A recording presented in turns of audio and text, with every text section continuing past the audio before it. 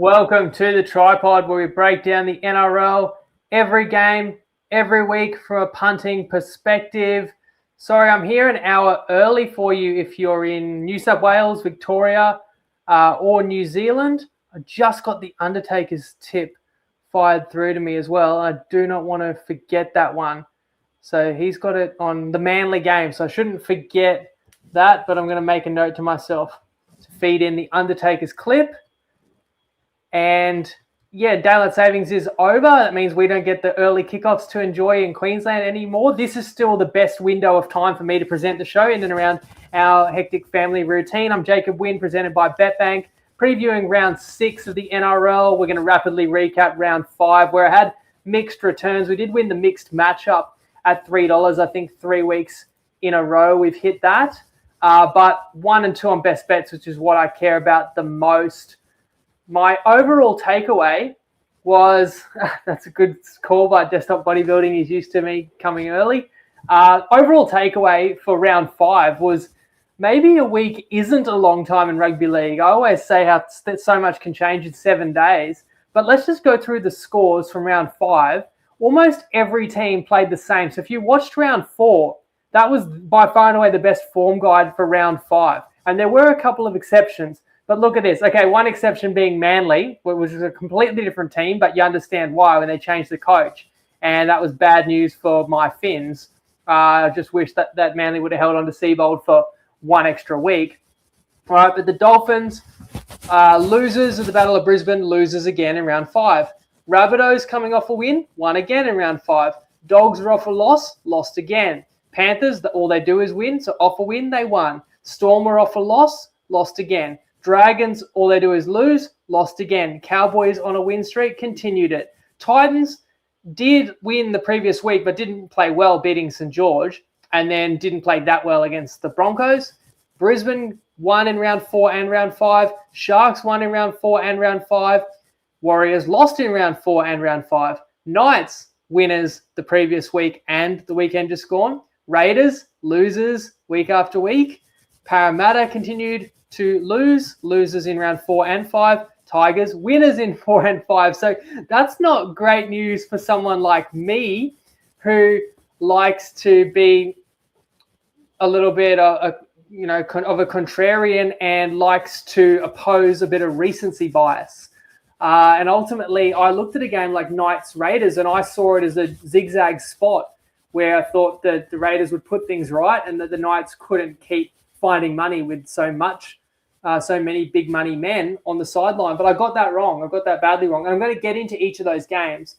But that's why I lost the round was Sunday. On Good Friday, I was right that the night game, Storm Panthers, would have more points than the afternoon game, even though there was a lower total in the night game. But I still only went 1-1 because that Dogs defense, and the Dogs team that I have hyped up a lot, did give up 32 points, unfortunately, and more on the Dogs later too. But luckily, my one winning best bet was enough to pull off the mixed matchup, and also that will happen to be my podcast punt-off tip as well, which is something. But look, I'm only 8-8 on best bets so far this season, and I'm not sitting here saying I deserve any better, honestly. I haven't done very great. I'm glad mixed matchups and SGMs have carried a bit of extra water, but best bets are where I hang my hat. And since all my hair's falling out, I really need my hat. So guess what?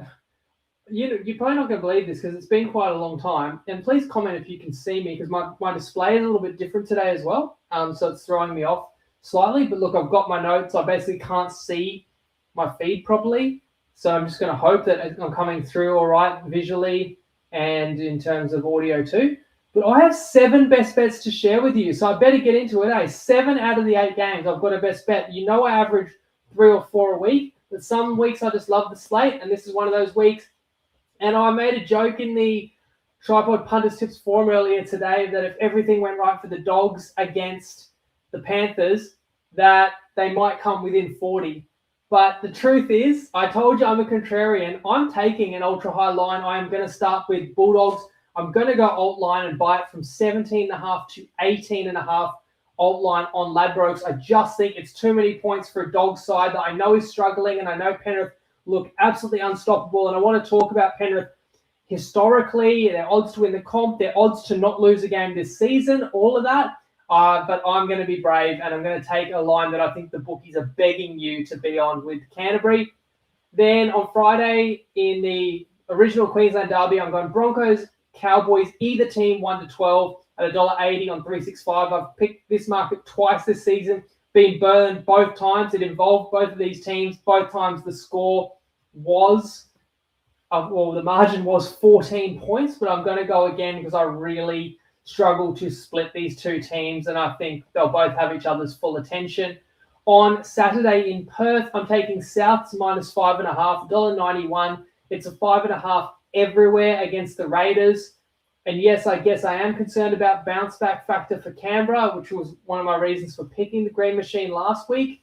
But I just think South's full strength, longer turnaround, familiarity with Perth, and just rolling at the moment while the Raiders are really struggling to find form. I think South absolutely deserve to be favourites and can win this one by converted try or more. Then the second of the doubleheader in Perth, I'm taking the Roosters head-to-head at $1.86, and that is against the Sharks.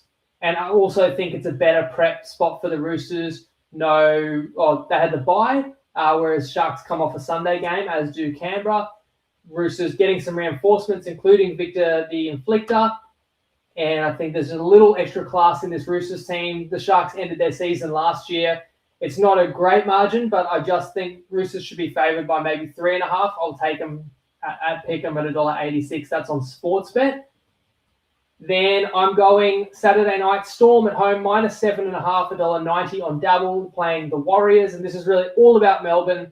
Off 3 straight losses, I know they're going to be laser focused, especially defensively, and I know that points will come on the back of that. And New Zealand's essentially without their best 2 players from last year still, because Metcalf has copped another injury. On Sunday, I'm taking the Titans plus 4.5, $1.91 on 365. It's also $1.90 on Unibet. Make that my podcast punt off tip 2. And I'm not sure that the Eels should even be favourites with the injuries they've got, including Jonah Pezzett. Iongi's still out. I think the Titans have every bit of enough talent to go down and match it with Para. And I would actually probably pick the Titans outright, make the market, pick them. So I've got to take plus 4.5. And then Tigers minus 2.5 is everywhere. So best price $1.91, but it's $1.90 across the board against the Knights. I think the Knights luck has to run out at some point, especially with now Bradman Best joining Brown and Ponga on the sideline. The Tigers, a brave extra time win. I think the Tigers are the stronger side at home. That line is too low. So they're my 7 best bets. Let me know what you make of them. They're brought to you, as always, by BetBank. And check out the ARB tool on BetBank, where it's going to point out opportunities where there's a pricing misalignment in the market at 2 different bookies where you don't even have to take on any risk. You can just back both sides or multiple outcomes in a market and turn a profit. And you can find opportunities like this. They're few and far between. You can find them scouring it yourself, or you can use the tool. And these are the type of things that will help the tool justify paying for itself. But you don't have to pay for BetBank to try it out. You can just join the gold subscription and use the code TryPod, and it will be free for the first 7 days, followed by 50% off if you rate it. And after 2 months, the boys will reckon that it'll be worth paying full price for after that. But find out for yourself. There's several tools. I've showcased many of them over the season so far, but the ARB tool is another one of my favorites. Welcome to the chat, Ryan. Okay, let's get back into now round 5 rapid recap. Right, we'll try and keep it pretty rapid as best we can.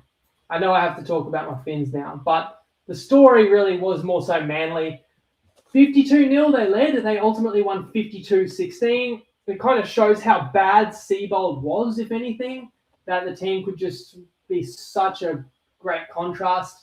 I did also think from a Finns perspective that this was a very complacent performance. They don't play at their true home at KO Stadium too often, and to dish that up was utterly disappointing, and it looked like a team that thought that they're just a few levels above Manly and expected to win. The line was 10.5, 9.5, and to be down here 52-0, the side was absolutely shell-shocked. But it does go to show that how much a difference it can make when everyone starts trying again, when you get a coach in there that's respected, as Undertaker says, Foreign is now the Prime Minister of Finland. And Jeff says, feels like we were watching footy just yesterday. It does feel like it was only yesterday. So that's right, quick turnaround. And I'm sure a few people have been thrown out by the timing, but I think I will come through at 5 p.m.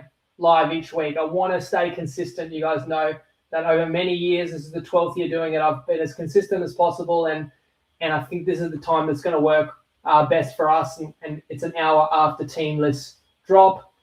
As Undertaker says, no shame tripping up against the 2026 Premiers. Boy, has he changed his tune. He's ridden the full roller coaster with his Manly fandom, but you love to see it, and there's going to be twists and turns for nearly every team in 2026, and Manly, you've gone from people trying to find best price for wooden spoon to best price for top 8 in the space of 80 minutes, essentially. On Good Friday, the Rabbitohs beat the Bulldogs 32-24.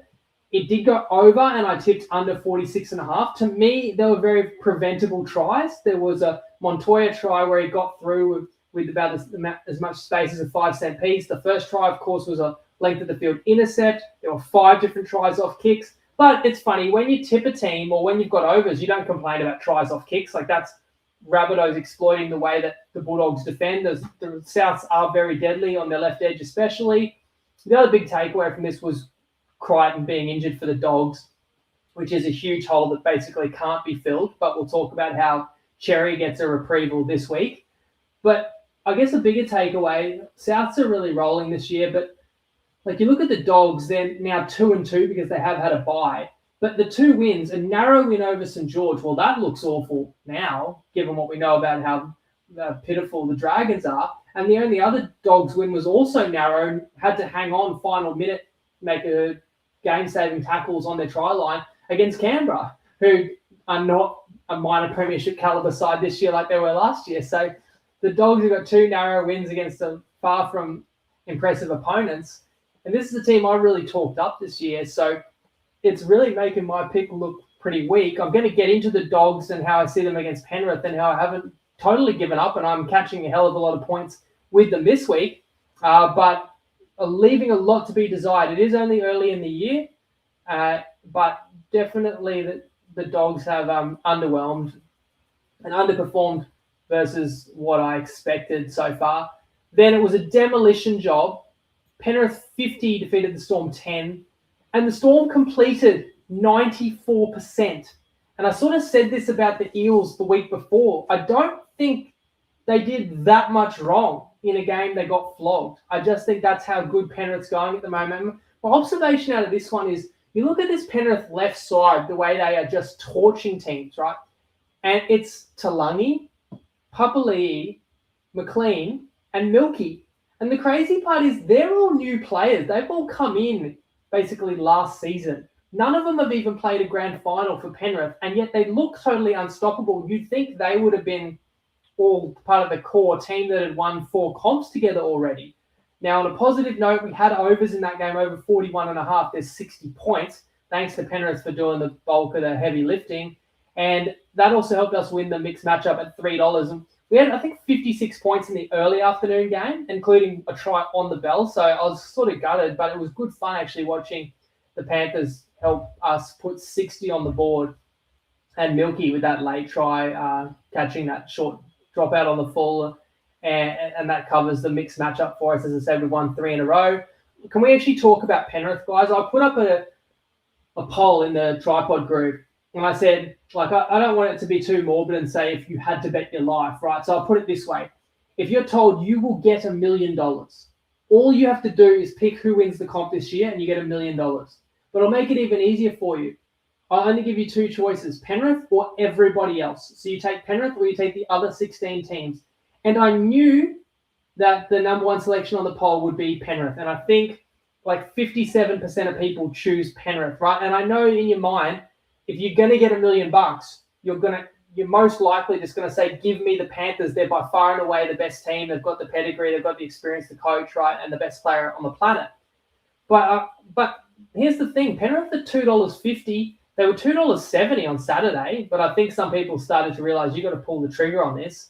This is a sort of historically short odds. I mean, I think Penrith's worth $3 or shorter in and around 2022, 23, where they did have such a deadly team before a lot of all-world players went on to other sides, because it's a salary cap league. You can't keep them all.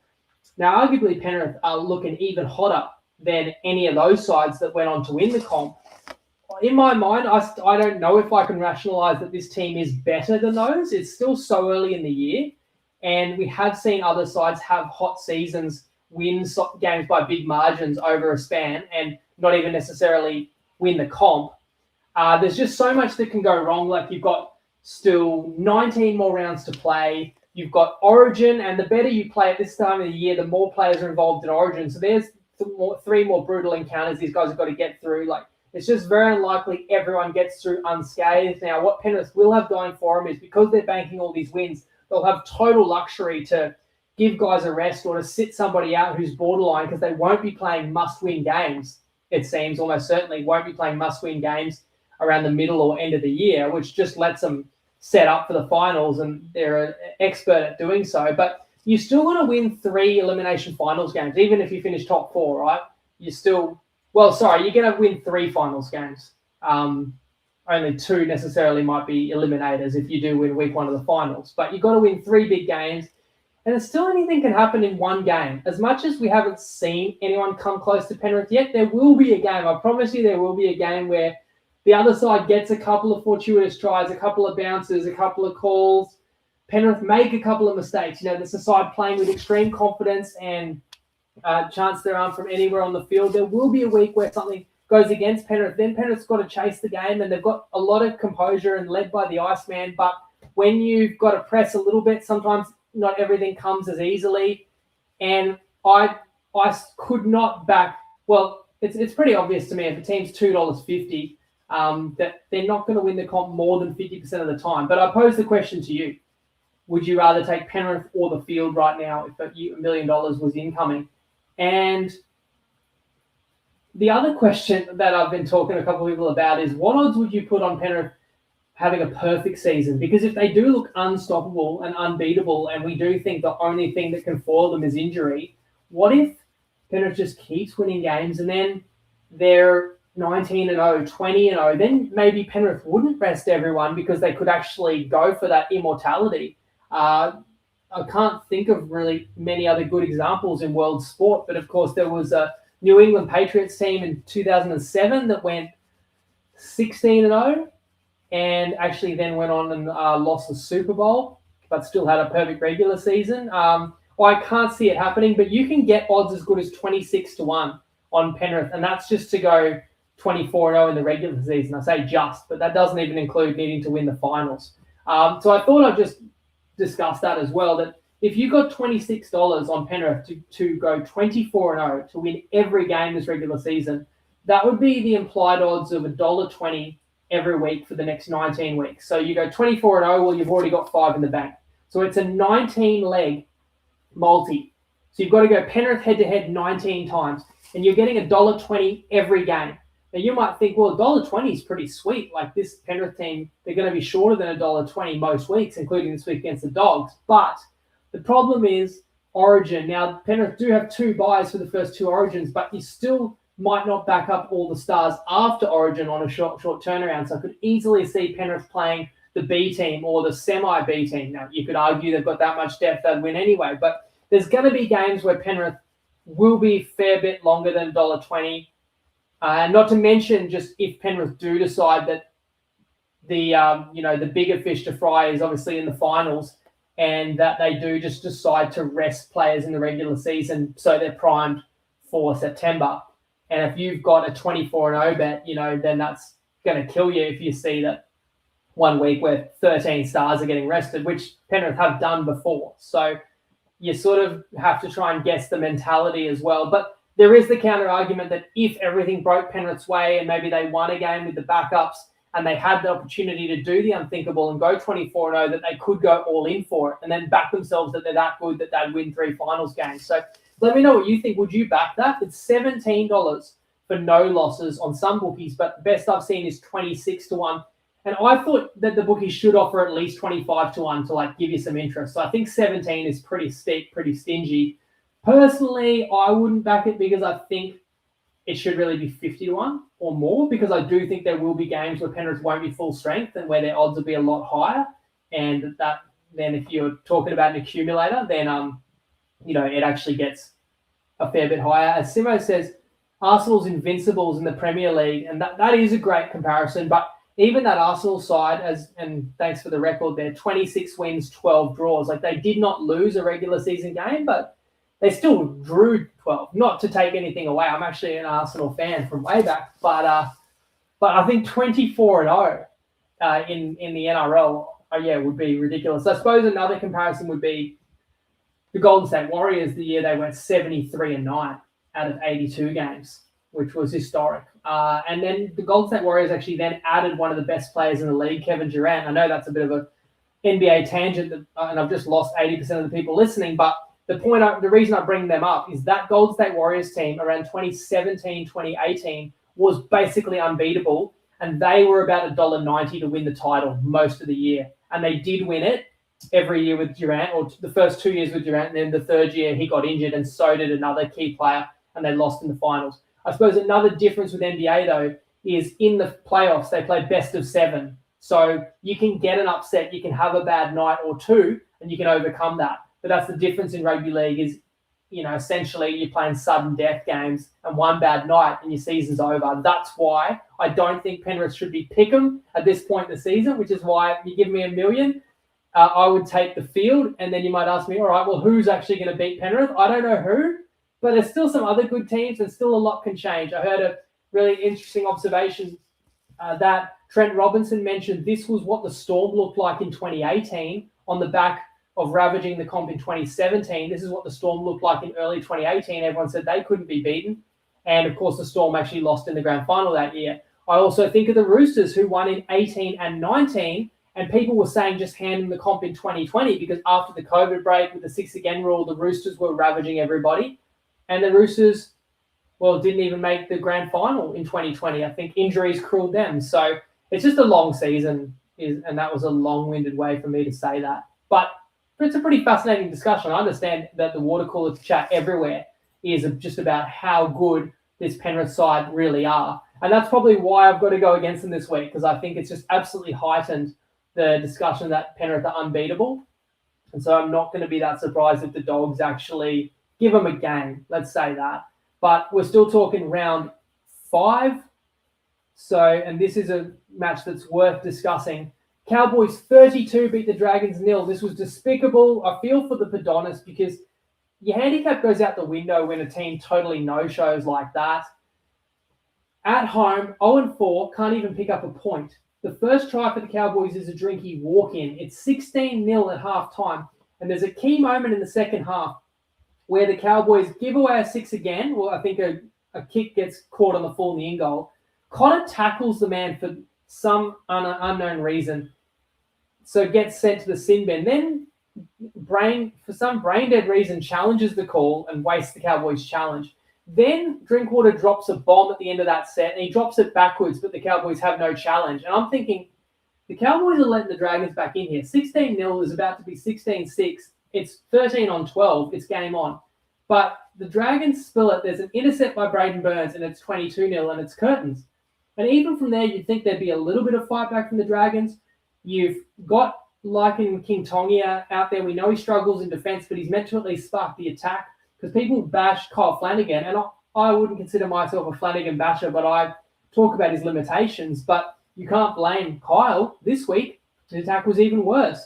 As for Shane, you can lay some of the blame at his feet because it's a roster that Shane Flanagan has built. It's his 3rd season in charge of the club. And I said it when the Dragons signed Val Holmes, Gutho, Cookie. You've picked all players who are past their prime who you will not win a comp with, which means if the ultimate goal is to contend and to win a comp, you're ultimately going to have to find replacements in those positions, because you're going to have to put players in eventually who can develop to be better than what Val and Gutho and Cookie offer, because those guys aren't taking you really anywhere other than mid-table at best. And it's no disrespect to any of those guys, but like the Dragons are sort of thinking now, well, who's our fullback for the next 5 years, right? Because it's not Gutho. Is it Sloan? But if it's Sloan, then let him play, and same for who's going to be there in the halves, who's the hooker. So clearly Flano can coach. Right, we've seen what he's done in the past, but he made that comment, we're not winning the comp this year, and it's like, it just seemed to me that it was trying to lower expectations and just trying to make sure no one expected too much out of the team. And when you've coached a team for 3 years, you've got to at least be trying to win half your games by that point. You can't keep making excuses because you've had your fingerprints on the roster. Now, we've got Dragons up against Manly this week, and it's a revitalised Manly. If you haven't looked at the schedule, you're not going to believe who the Dragons have got in round 7. It's the Panthers, so I'm going to go out on a limb and say let's chalk up a loss there. And then it's Roosters on Anzac Day. And I believe if you count last season, the Dragons are already at a 10-game straight losing streak. So it's extremely tough time for the Dragons, but I'll talk about how I see them this week. As Craner says, his Cowboys were okay, but Dragons were absolute rubbish, that's for sure. And I know I didn't say much about the Cowboys in that win, but I do sort of feel like any other team would have won that game. So I'm not going to give a lot of credit to North Queensland, but well done for winning 3 in a row. Broncos beat the Titans 26-12. Look, Walsh's 100th game, the opening try, Walsh puts a bomb up and catches his own bomb. I do think Kinney, as wonderful a player as he is a liability under the high ball that teams are exploiting, and Kinney's down on confidence. I think if you're that small, there is a place for you in the game, and look how well Jai Gray is doing, but I think you have to be a great leaper and you have to just have exceptional ball skills and be money under those high balls, or else you're going to get bombed to oblivion. So until Kinney proves it, that's going to be a problem for the Titans. Walsh nearly had a spectacular second try, but he just tried probably a centimetre out of bounds. It would have been a closer game if not for what I thought was a bogus forward pass call, which in the second half, an Ilias to Brimson pass would have cut the deficit to 4 points. Instead, it's overturned, called forward, and the Broncos scored like third tackle the next set, and it was a 16-point game, and the Titans couldn't recover.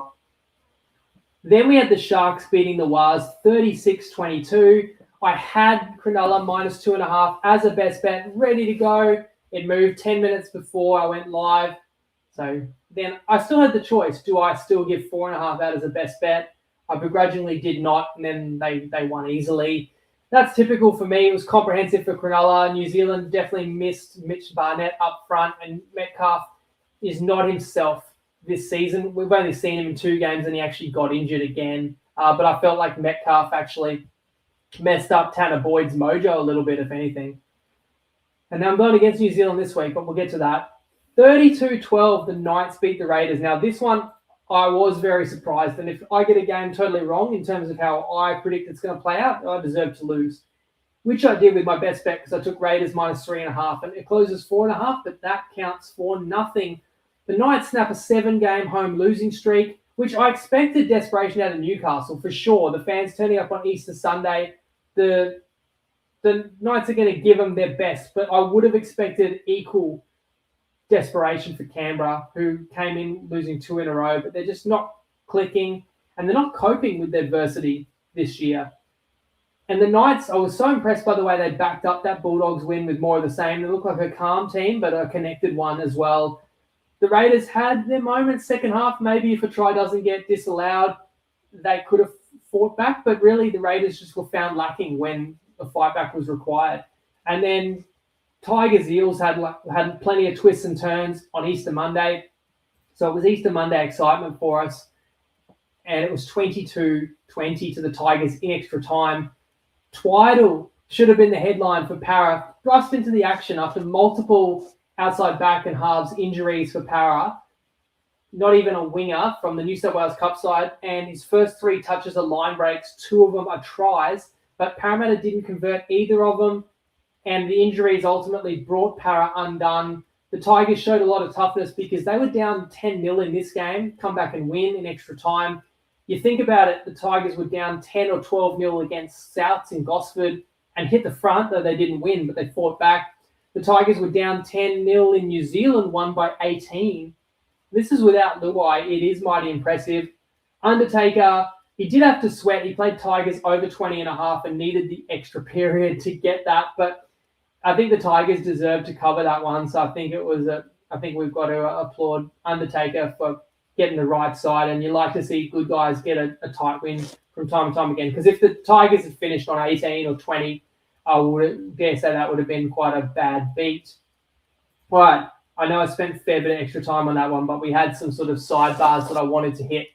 And now we've got to get through round 6, including 7 best bets, and it kicks off Thursday night at a core where I've got Panthers minus 15.5 at Unibet, but that line ranges from 15.5 to 17.5 in places, and I've played the alt because it's actually 17.5, $1.96 on Ladbrokes, but 18.5, $1.80, and for that key number, I was willing to sacrifice 16 cents there.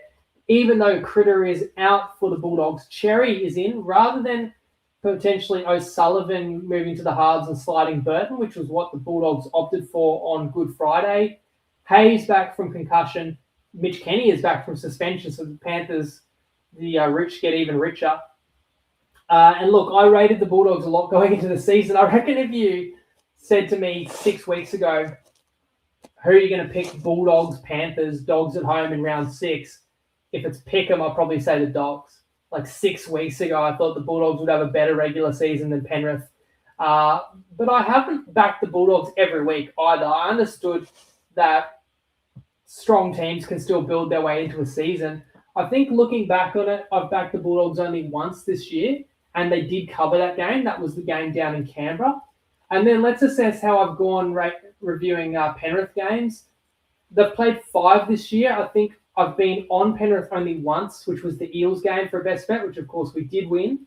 But I was against Penrith only once this year too. I took on the Panthers in round 2 with the Sharks. And it is funny, if you go back to round 2, I said, plus 7.5, that's too many for Cronulla. Cronulla's not that far away from Penrith. And here we are, and obviously we've seen a lot more data and evidence since then to suggest actually there is a big gap between Penrith and everybody else. And the line is as high as 17.5 now. But I'm going to play the Dogs because, as I said at the top, we've got a sky-high market on the Panthers. And I understand why. Of course I understand why. Yes, I've watched Penrith play and I've watched the Dogs play too, for that matter, including, obviously, Penrith beating the brakes off the Storm by 40 last week. But now I think we're at the point where the bookies are begging us to take Penrith's opponent. The Dogs, yeah, they're a little bit down and out.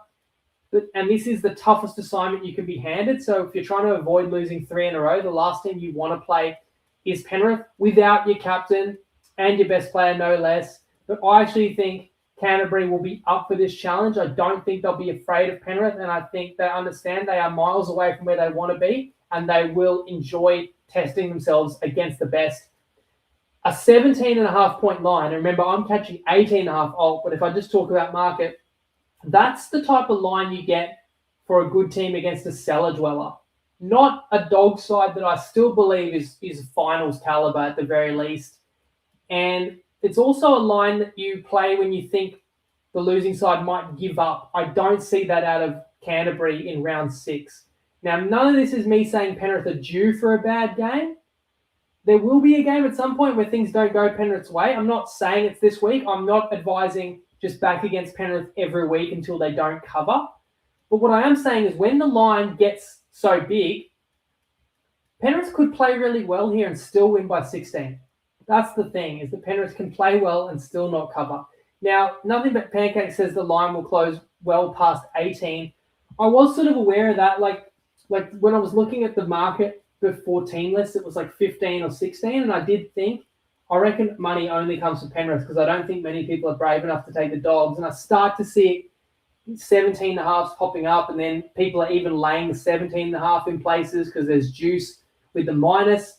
But I don't think the line will get any better than 18.5, because I think at some point you've got to come back with what's still a solid side in Canterbury and a team that has a lot of improvement in them. Now, if Penrith have improvement in them, I know Cleary says we can get a lot better. Nathan said that. I'm sure Ivan feels the same way. God help me if that's the case. But I'm taking plenty of points with a side that I think will at least attempt to make it a dogfight for the majority of it. Let's see how we go. Let me know if you're brave enough to back the Bulldogs with me. We move to Winnie Stadium on Friday. It's a fascinating one because it's actually the two teams I had 16th and 17th in my season prediction. St. George are a 6.5-point underdog to Manly with Gutho out. So as I mentioned, Sloan gets a chance at fullback. Kyle Flanagan straight back in off his concussion. Surprise, surprise. Well, you've got to shake things up. So what are we going to do? We'll name Kyle at 7. Who would have thought Atkinson would be a more natural 6? Didn't everyone question this from the get-go? Cade Reed is on the 6-man bench. That's worth monitoring. Saab back from suspension for the Seagulls. Of course, if we base this off last week alone, then the line should be 30, right? But you guys know how I am. I can only play St. George in this one. No team is as bad as their worst game, and no team is as good as their best game. And that's exactly what I thought these sides displayed last week. I get it if you're going to tell me in the comments, don't overthink this. Just play Manly. They've got confidence. They're happy. They've got more talent. And St. George are a dumpster fire, right? On the other hand, if it's pure handicapping, and I look at the lineups, I think I would play plus 6.5 with the Dragons. They're at home and they still should be desperate. But here's why I'm not on, I think this is the one game of the week I don't have a best bet, right? So here's why I'm not on the Dragons. Okay, yeah, you went to extra time with the Bulldogs in round 1 and you can say bad luck the Dragons didn't win that game. And then round 2 against the Storm, that's a pretty tough task. I probably wanted to see a little bit more of the Dragons against Para, but maybe you could just say execution failed them. Against the winless Titans, look, the Titans were as desperate, so that game could have also gone either way. Dragons lost a little bit of confidence, probably blowing the lead in that one in the second half. But last week was the mother of all spots to throw the kitchen sink at home to a Cowboys side that's very beatable. And you really should be winning that game just through power of will, just wanting it more. But you go down 32-0. Now, I have not been on the Dragons once this year, but I bring up that run of form for the Dragons because imagine someone else out there who had backed the Dragons. They did cover in round 1, but they've failed to cover every week since. You would keep thinking, this week they'll get it right. This week, surely they won't blow it this week. But sometimes those are the teams that kill you, where the performances just don't add up.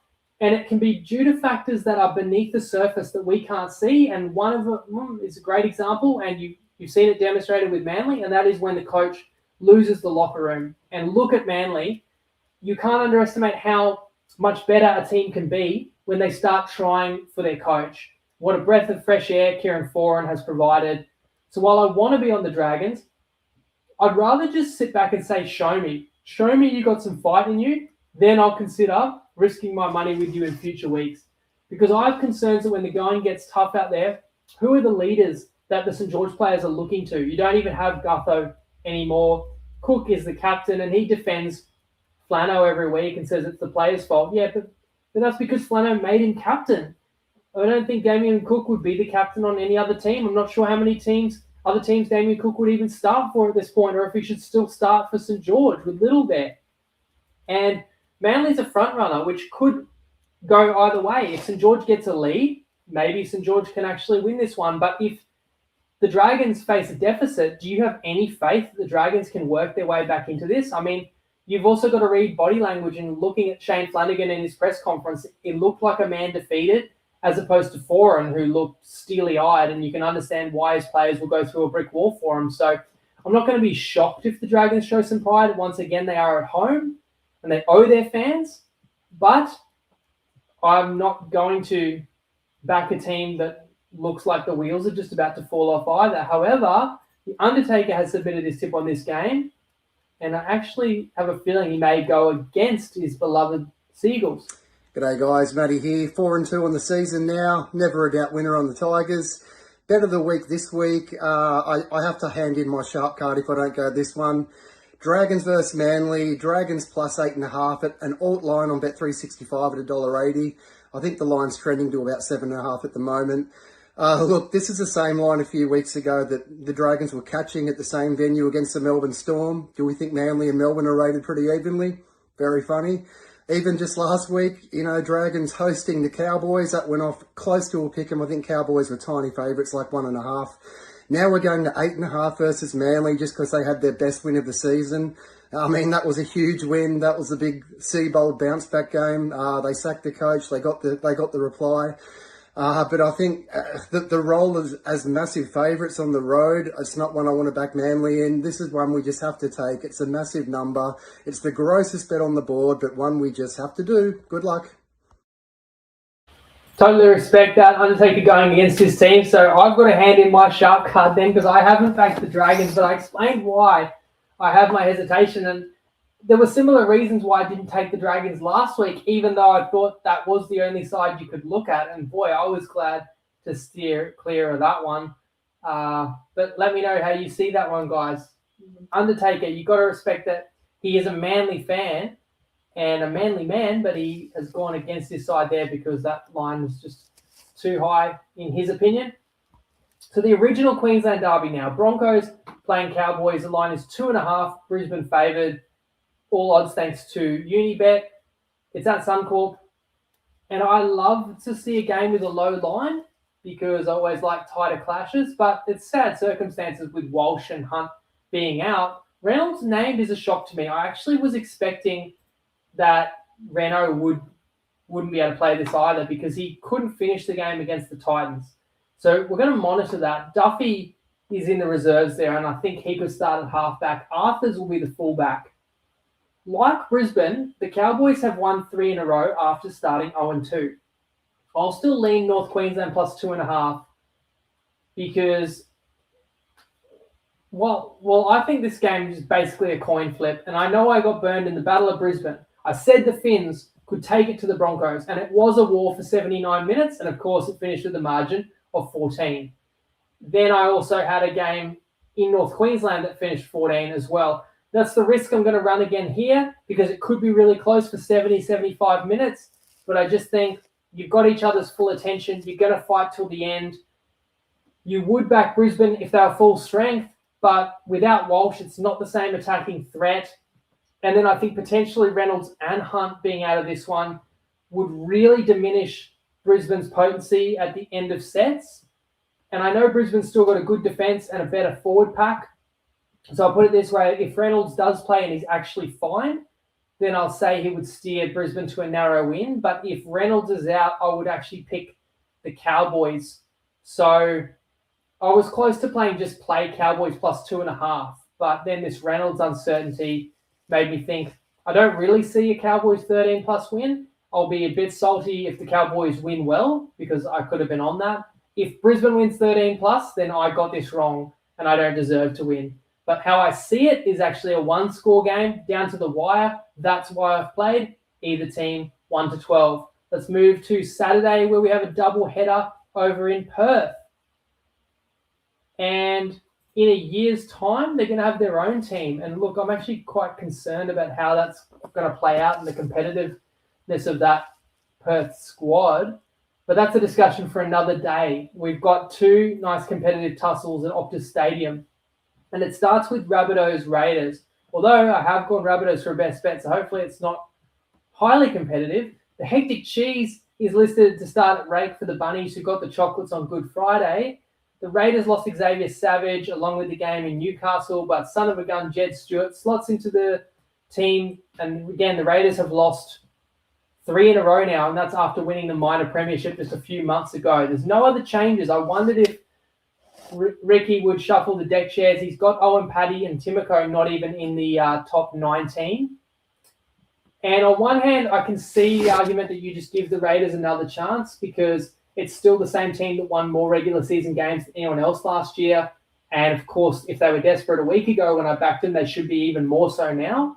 But the issue is, I'll tell you who's not the same team as last year. That's South Sydney. They were cursed with injuries, the Bunnies, last year. And it was clear that Bennett pulled the whip late in the year. He just knew it was a lost season. He didn't burn anybody. And the Cardinal and Myrtle are back with a vengeance this season. I had Souths higher on my ladder than the Raiders coming into the year. No reason I would change that now based on what I've seen. And you add to that, Souths have been to Perth before. Souths played Friday. Canberra had to travel on Sunday. You're going to lose a day of travel getting over to Perth. So it's a better preparation. It's a better team that knows what they're doing right now against a Raiders side that's struggling, that needs to fight their way out of it. And I just think this is an opponent that's going to make it very difficult for Canberra to do so. So I'm not overthinking it. I'm laying the 5.5, which is available across the board. And then in Sharks Roosters, the line is Roosters minus 1.5. But you can also get Pick'em. My best bet is Roosters at $1.86 as I scroll to show you their team list. It's a rematch, as I said before, of week 1 of the finals where the Sharks sent the Roosters packing. Cronulla coming in off 2 straight wins, answering those back-to-back defeats. But Ramian is out, so Hiroti is in at centre. Nikora named at 14, returning from a broken nose. But the Roosters are also recuperated from their bye. Leniu is back. Egan Butcher also back from a head knock. And Victor Radley has seen out his sanctions after he copped that short ball at the Sunny Coast. And the biggest crime of all, I thought, was no invite for a good old mate Winnie. But good to see Victor the Inflictor back, although Billy Smith is out, so Savala will be in at centre. And these are 2 teams I like. And I think it's going to be a really good showcase of rugby league on Saturday night. But the spot does suit the Roosters a bit more, I feel. And I also feel we've hit a tipping point now in round 5 where there is a benefit of having the bye. I would have said prior to this week that teams are still sort of searching for match fitness, but now I think freshening up, especially ahead of a big travel spot, is an advantage, especially after the Sharks had to play Sunday, similar to the Raiders, who I'm also opposing for a best bet. When you look at Cronulla, and they've been a mixed bag. I don't think they've had a single close game this year. They've either won big or lost big. But you do perhaps forget Mulitalo is still out long term. So now Ramian as well. Like I do feel that outside backs are superior for the Roosters. I would also take the Roosters halves in Cherry and Walker. I'm still a big believer in Sam Walker. And I understand Trindle's had a pretty good year. And I don't it's not like I don't value Nico Hines either, especially as a regular season NRL halfback. That's probably just my opinion of Walker trumps both of those players. So I look at the Sharks, their path to victory is asserting dominance with the forward pack, but I actually think the Roosters, with the reinforcements, with the freshen up, have the troops to match it with Cronulla. And I look at the last time the Roosters had to travel somewhere and get on a plane was over to New Zealand, and it was a failure, and that was traveling a few hours east. I think that the Chooks are going to get it right traveling west now. You can draw the form line that both of these sides got flogged by Penrith, but the difference between these two, I would say, is that the Roosters, you would expect more improvement week to week because they're still integrating Cherry Evans. So I'm not going to be surprised if the Roosters sharpen up in attack each week. And I'm not writing Cronulla off by any means. The Sharks can win this game, but I would make the line minus 3.5. And I can win by 1 point and still cash a best bet here. And I got Walker and DCE, 2 very capable halves for the Tricolours who could slot one. If it comes to that, I actually think the Roosters will win by a try or more, but they don't need to for my best bet to cash. Now, look out for the Rooster Booster on Unibet as well, because they do always have a juicy offering involving the Roosters, who, of course, they do sponsor. Then we come back onto the East Coast Saturday night, and it's, as Colt says, what's Roosters' form at Shark Park? This is at Optus Stadium over in Perth, mate. So, but now we move to Amy Park. Storm Warriors. You know my best bet is Storm minus 7.5, $1.90, dabble, but it's mostly 8.5 across the board, including on Unibet. Howarth and Leo are back for the Melbourne backline, and the Warriors will be without Metcalf, I think I mentioned before, so Harris Savita takes the 6 jersey. I should have been on Cronulla against New Zealand. And I know I've said that, but what I hate to do is bet on a team because I wish I was on them last week, or against a team because I wish I went against them last week. Like once you miss a bet, even if it turns out to be a good one, it's gone. However, I don't think it's a bad spot to take a Melbourne team that had 50 put on them for the first time in 23 years. They've been put on notice by Bellamy. I really think that's enough to ensure we get a focused defensive effort, and I just have faith the points will come off the back of that. If Melbourne are dominant defensively, they've got too much strike to not score a few as well. And I do respect New Zealand, and I know they'll want to make amends for a bad fortnight themselves, but going to Melbourne is always a tough trip. I think New Zealand struggles with this one, especially over the full 80 minutes. I just think there's going to be purple pride on display. And I look at New Zealand, a team that made the finals last year, but remember, it was on the back of Barnett and Metcalf being outstanding for the first 3 months of the season last year, and New Zealand weren't really a great team after the midpoint of the year last year. And now it's the same New Zealand side that was mid last year or worse that you think might come in and cover plus 7.5 against Melbourne in Melbourne. A Melbourne side that's lost 3 in a row. I don't really see it. So I feel pretty strong about the Storm. It's just like game after game, I kept looking at them and finding plays I really quite liked, which is why we've ended up with 7 best bets this week. Now, Sunday, it's Titans-Eels, or I should say Eels-Titans because it's at CommBank. And special announcement, guys. So obviously, if you come this far, 51 minutes, 51 seconds into the pod, then you're a supporter of the show, and I appreciate you being here. And I've got an opportunity that I would really appreciate your support for on Sunday Arvo, if you're free. So if you're free, you find yourself watching Titans-Eels, jump onto the Dabble app and check out the Banter channel and the live streams, because I am going to host a live watch-along for the full duration of this match. And if it goes well, maybe I can do more of these. And you can watch the game with me. I'll be reacting. I'll be interacting with yourselves if you're in the comments on the Banter. I'll be breaking down how I see the game. I'll make my own special market that you'll be able to back on Dabble for that one. I've also got a best bet on this game, which is plus 4.5 for the Titans. It's on 365 and Unibet as well. It's not like a heavyweight clash, but I do think it'll be an entertaining game. No Peasant, Simonson, or Russell for Parramatta, who are still without Iongi as well, of course. Volkman will join Moses in the halves. And he himself, Mitch, was limping and couldn't take one of the conversions, and it ends up going to extra time, and that was a conversion that De Silva missed, so Mitch can't be 100%. Hannay sticks solid with the squad that lost the M1 derby. I don't see why Parramatta would be clear favourites in this with 2 main spine members out. I think the Titans have the better pack. Yes, you can say, well, Parramatta's got the best player in Moses, but I just question whether he's 100%. I love players like Jaden Campbell and Keanu Kinney in a day game. As much as there's issues under the high ball, they pose major problems when they've got the ball in their hand.